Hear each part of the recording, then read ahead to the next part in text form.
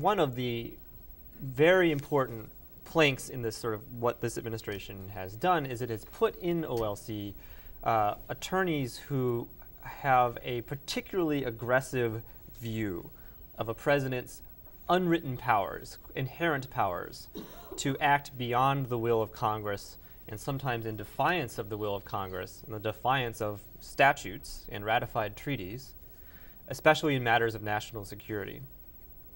And these attorneys have written secret Office of Legal Counsel opinions that say, although the law says you can't do X, wiretap without warrants, harsh interrogations, extraordinary renditions, whatever it may be, these laws cannot bind your hands. You have unwritten constitutional powers that supersede these laws, and so go right ahead. Yep. And these memos were not written to see the light of day. They were written, they're unclassified matters, so of course they're going to be kept secret from the beginning. And there was no anticipation that anyone else outside the executive branch would ever even know about them.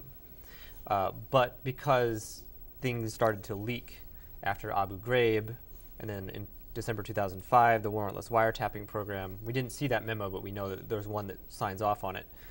And now today there's some new ones about continuing support for harsh interrogations. They've come to light after all, and they've received extraordinarily harsh scrutiny from the legal community, not just liberal legal scholars, but conservative ones as well. Basically, everyone who hasn't worked for this administration said these memos are not legally correct. And so by writing things that are just very, very flimsy or very, very sort of unsupported by mainstream traditional understandings of how the law works and what the founders were trying to do and when they wrote the Constitution and so forth, OLC was providing legal cover for a president to do whatever he wanted, regardless of the law.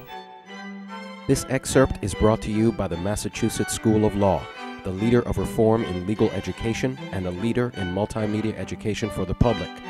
To view the full interview and for a full listing of MSL's programs, log on to mslaw.edu.